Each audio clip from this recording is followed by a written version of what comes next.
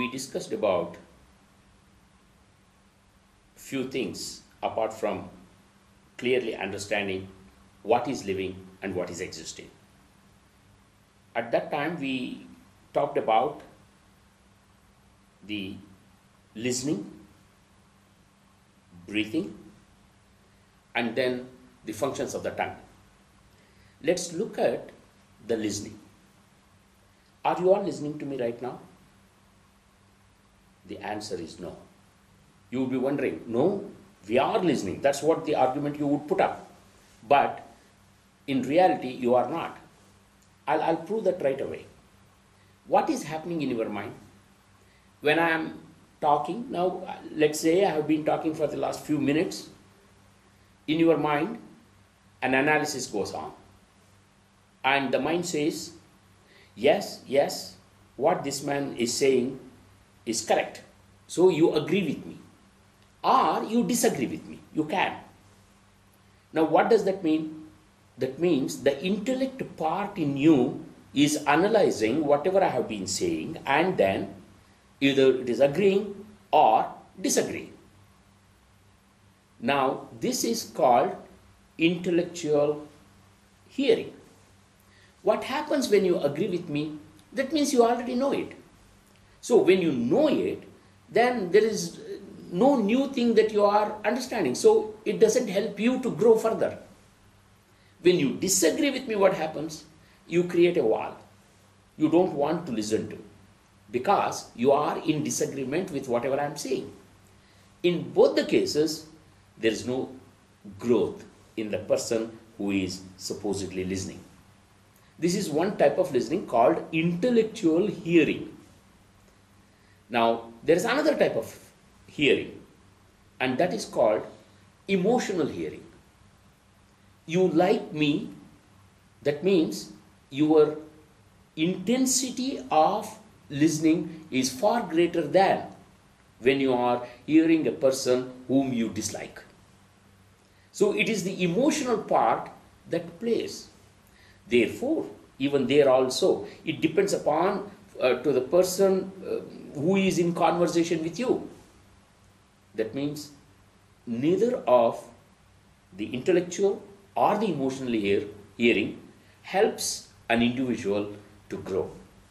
Then how should the listening be? The listening should be a beautiful blend of both intellectual and emotional hearing. I'm not asking you not to analyze at all. Do it. But not at the time when the talk is being delivered. Okay? Right now, let me listen to what this person is saying. So with a open mind, this is what we call it as open mind. And when you listen to, then you will be in a better position to make an analysis of the same at a later date or after some time. And emotional hearing is also very important. That means unless you have that liking towards the subject or the person, then you will not be able to give that required level of intensity of hearing. That is the reason why we say a beautiful blend of both intellectual as well as emotional hearing makes a proper listening. You can experiment this if you want. Have few people, let's say 8 or 10 people, and then call one person, whisper into his ears few sentences, 3 or 4 sentences, good enough. Now ask that gentleman to pass it on to his neighbor and then likewise take it up to the last person and call the last person and ask him to say what he heard. You will be surprised to know that what 3 or 4 sentences you have whispered into the ears of the first person is not the same when the last person is coming out and telling. There's so much of difference. Why is this happening? This is because, number one, we are not listening. Number two, also what we do is not only we don't listen, but we add our own. And that's how it gets so much blurred. And you will have a blurred hearing. That is the reason listening today is one of the most important things. When there is a proper listening, most interpersonal relationship problems vanish. This is, and it's a part of the communication skill also.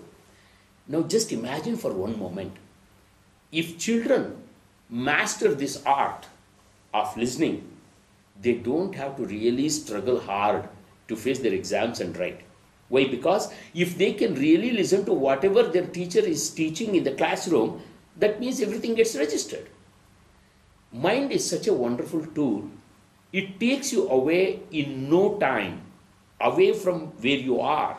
And that is the reason why today most people suffer from lack of concentration or lack of memory. Why memory is not there? Why concentration is not there? It is because the mind is wandering all over. Art of listening is one of the most important thing in life. Art of listening can come only when you have that belongingness.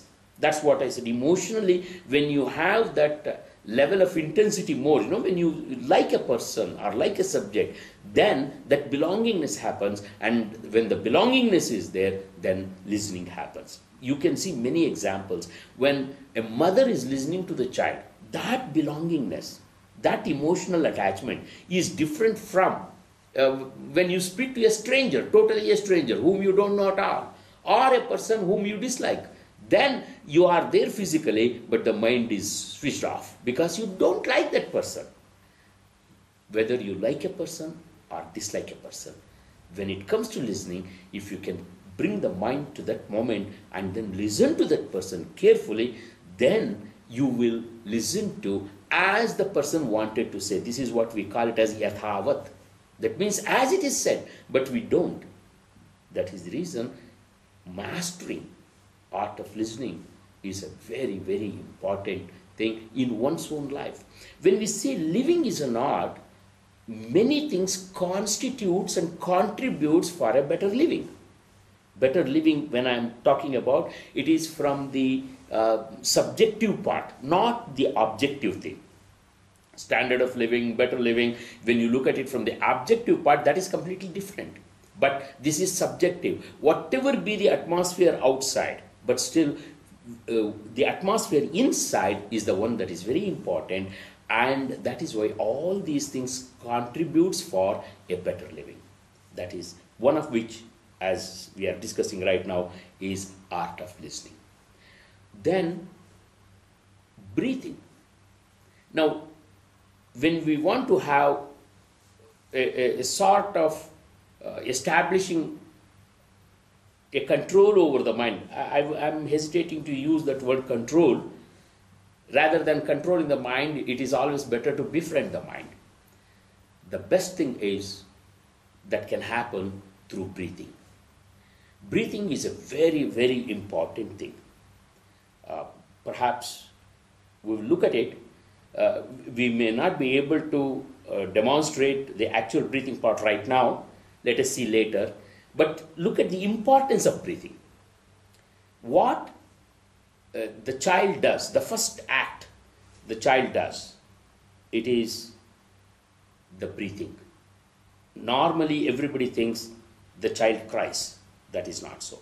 The first act that is done is the breathing, and the last act every human being does is the breathing out.